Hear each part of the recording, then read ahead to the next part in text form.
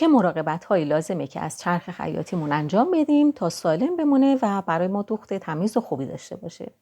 سلام به روی ماه گلتون، من رویا هستم. به کانال رویا دوخت خیلی خوش آمدید.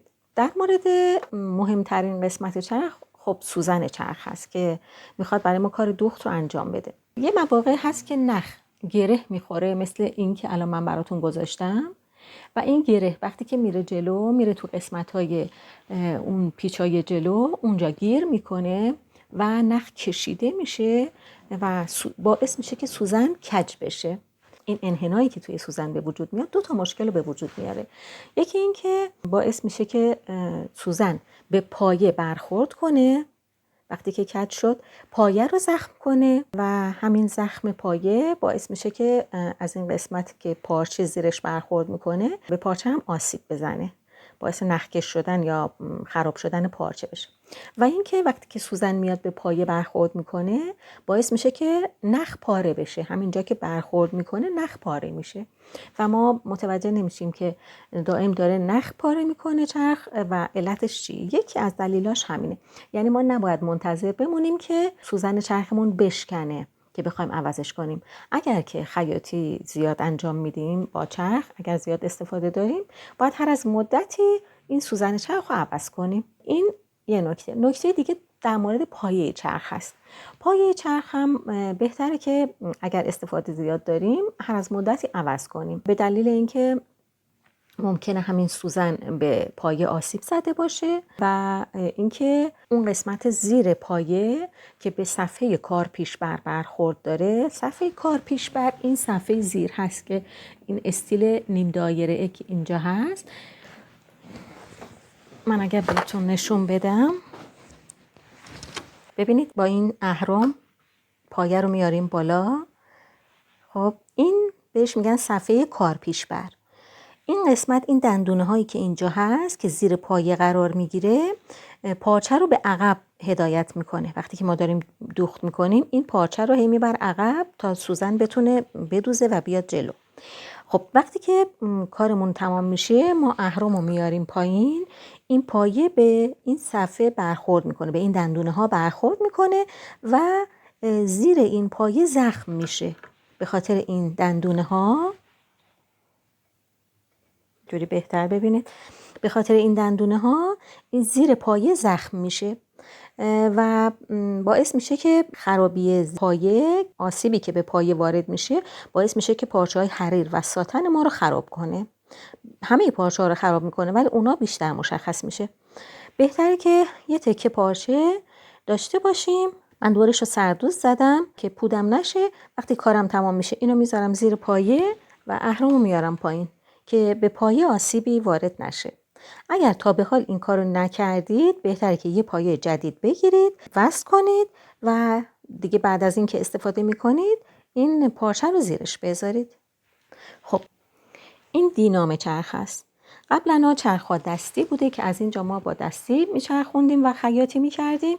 بعد که این دیناما اومد خیلی کار راحت‌تر شد و با پدال برقی کار میکنه که این دینام اگر که کج بسته بشه باعث میشه که بوش دینام بسوزه و باعث خرابیش بشه و اینکه باعث پاره شدن این تسمه میشه.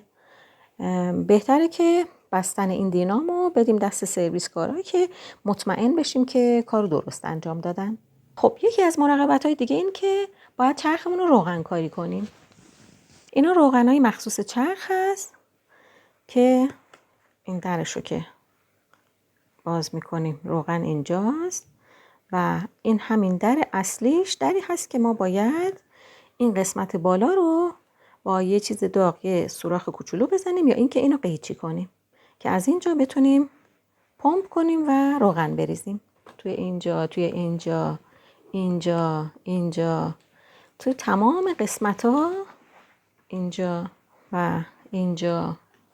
تقریبا همه سوراخ‌هاش قسمت‌هایی هست که روغن کاری میخواد. رو قسمت تسمه که نرم بشه. وقتی که روغن کاری رو انجام دادید زمانی باشه که دیگه نمیخواین خیاطی انجام بدین.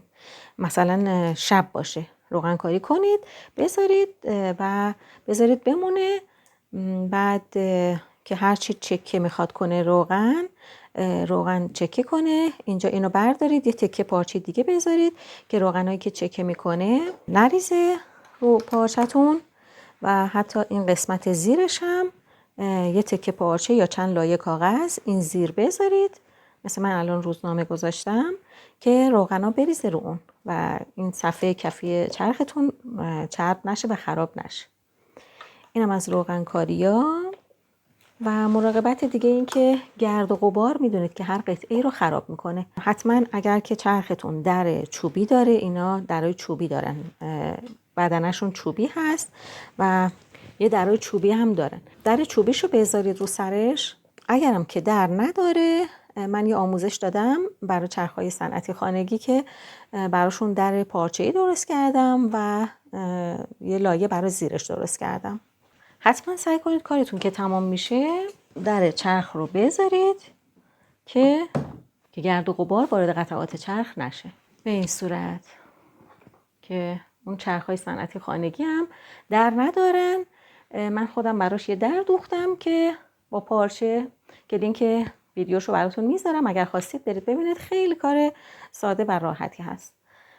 با پارچه های جنس ملحفه این کارو کردم و یه تکه ابر داخلش گذاشتم. در همین حد کافیه.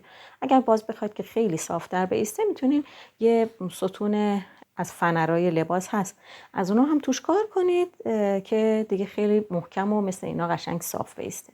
الان هم خوب ایستاده، الان هم کافیه. ما میخوایم که جلوگیری از گرد و غبار بشه.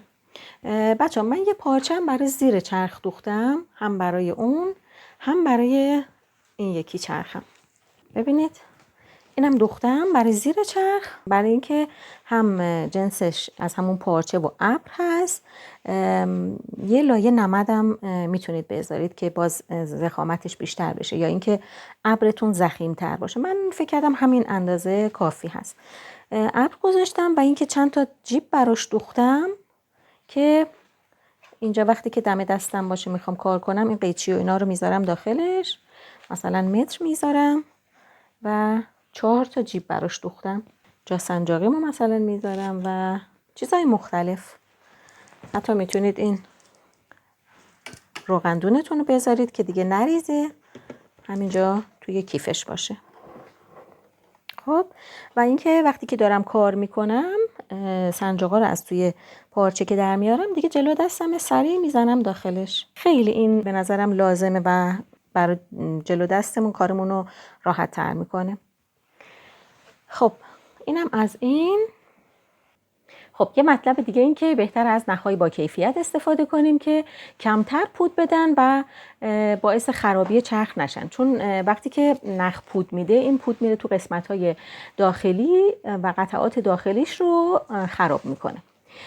دیگه این که بهتره که در دمای مناسب نگهداری بشن، جایی نباشه که خیلی سرد باشه یا رطوبت باشه یا خیلی هوای داغی باشه. بالاخره قطعات، حالا چه فلزی چه اونا که پلاستیکی هستن، باعث خرابیشون میشه. دیگه این که بهتره سرعت دوختمون رو روی حالت متوسط نگه داریم. پدال چرخ رو خیلی تا آخر فشار نیاریم که بخوایم با سرعت دوخت کنیم. بهتره با یک سرعت ملایمی دوخت کنیم، همین که دوخت تمیزتری خواهیم داشت، همین که به چرخمون آسیب وارد نمیشه. و اینکه ساعت زیادی با چرخ کار نکنیم که دینام داغ کنه و بسوزه. این مسئله مهمی هست. هم به خودتون استراحت بدید، هم به چرخ استراحت بدید. حالا که این نکته رو گفتم، بهتر بگم که بر اساس تجربه کاری حواستون باشه که وقتی که پای چرخ میشینید کمرتون قوز نباشه، خم نشید روی چرخ، گردنتون رو به سمت پایین نیارید. اگر فراموش میکنید این نکات رو، بهتره که قبل از اینکه خدای نکرده دیسک کمر بگیرید، از این کمربندهای طبی که فنر داره استفاده کنید برای کسایی که مداوم از صبح تا شب دارن خیاطی میکنن. این کمربندها رو ببندید که یادتون باشه کمرتون قشنگ به حالت صاف باشه و چشمتون رو بیارین پایین، به دوختتون نگاه کنید. خیلی لازم نیست که گردنتون رو خم کنید که باعث دیسک گردنم بشه.